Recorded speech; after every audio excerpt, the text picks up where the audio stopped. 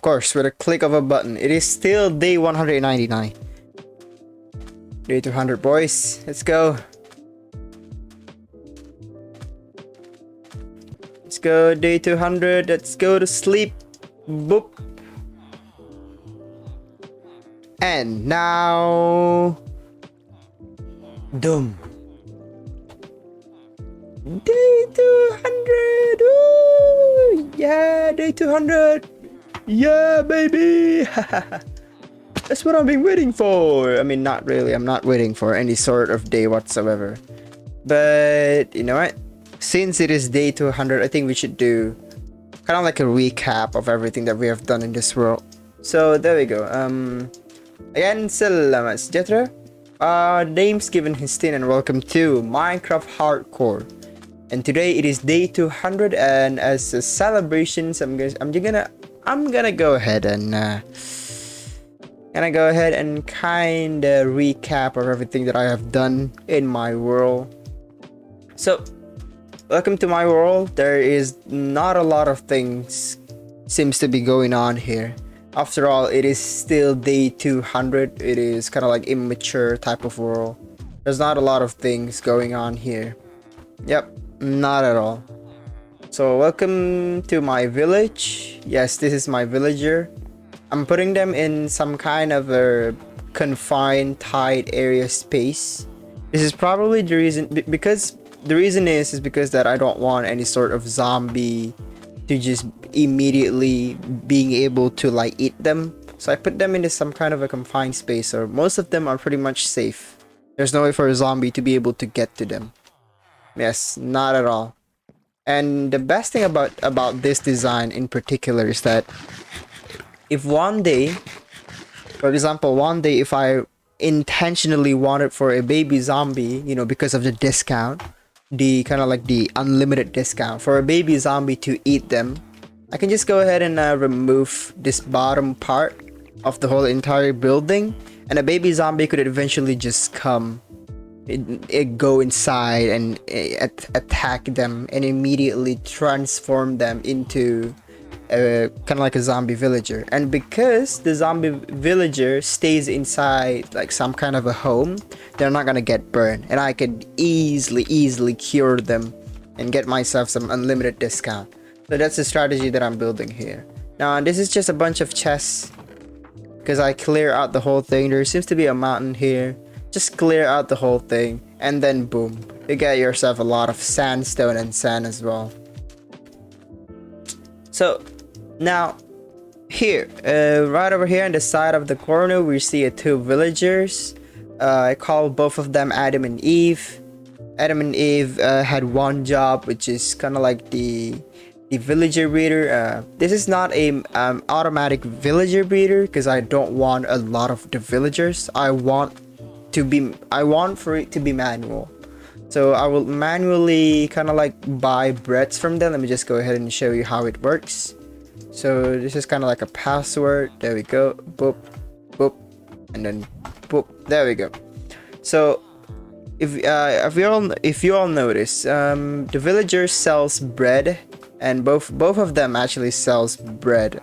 So what I'm gonna do is I'm just gonna go ahead and get myself a bunch of emeralds from that villager right over there, and then buy a lot of bread. Go ahead and go ahead and throw a lot of breads to both of them, and immediately gets myself like a bunch of villagers. Yeah, and all of the villagers will directly automatically sort out. Sort out by using this kind of like a mechanic. They go down to like some kind of a water transportation system. They would go ahead and just walk here with the water transportation system, and immediately end up here, which is kind of like a place for all the villagers to stay inside. There we go.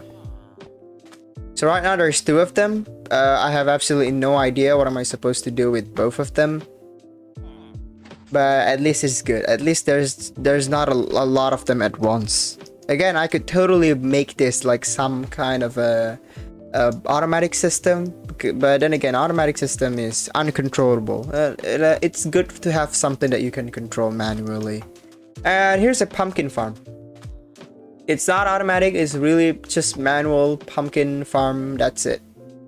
It's a pumpkin farm, there's nothing to explain. There we go. And here you got yourself a bunch of cactus farm as well. Yes. So far, I'm planning to build this probably 5 to 6 stories high, and make myself a bunch of cactus. But really, the original idea is not about the cactus itself. It is mostly bone meal. As you all know, you can use composter to kind of like fill up this whole thing and makes ourselves a bunch of bone meals. But not now, not now. It is now mostly cactus farm instead of the bone meal farm itself. Because again, I don't have kind of 5 to 6 stories high of cactus farm, so that's probably why I don't use this as some kind of a sustainable bone meal farm itself. So yeah, so the whole plan is basically build a cactus farm. We got a lot of cactus to build more cactus farm. Then eventually, when the cactus is just like super fast, which could produce like a bunch of cactus at once, that's when I'm going to go ahead and transform all of that into some kind of a bone meal farms itself. So there we go, a foolproof strategy. Here we got ourselves some nether.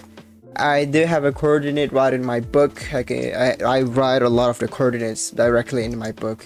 If one day I would like to get myself into the exact coordinates of like maybe a fortress or something like that, then I can just go ahead and press F3 and get myself to the exact location.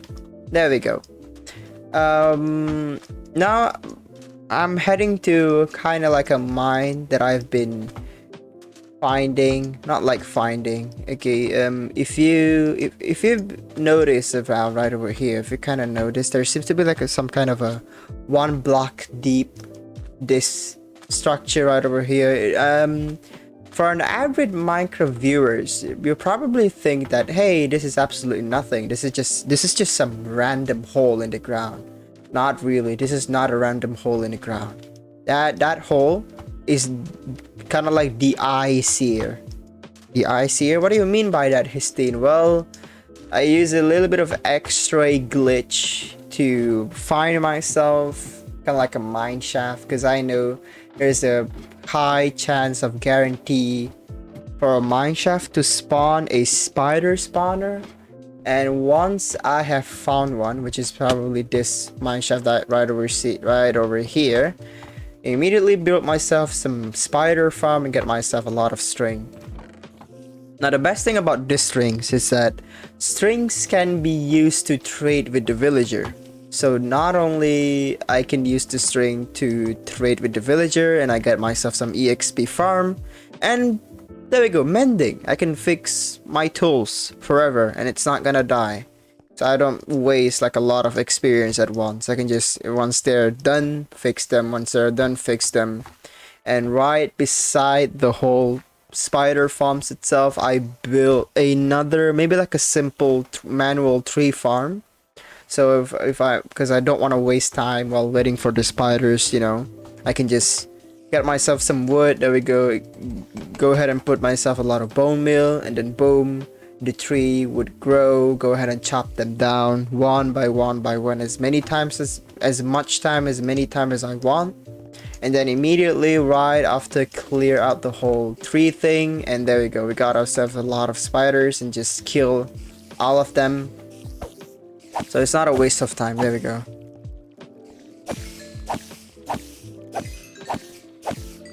I got looting tree on my sword immediately, because I know it is actually useful to kind of like double the product, or maybe triple. I mean, not really. That's not how looting works. So yeah, there we go, day 200. What a celebration. Congratulations me, I guess. This is probably the longest that I have survived in a world. Yep. Probably the longest that I have survived in the world. This is season 4. Yes, this is season 4 of my worlds itself on my Minecraft Hardcore wall. Now, one of my okay, how do I say this?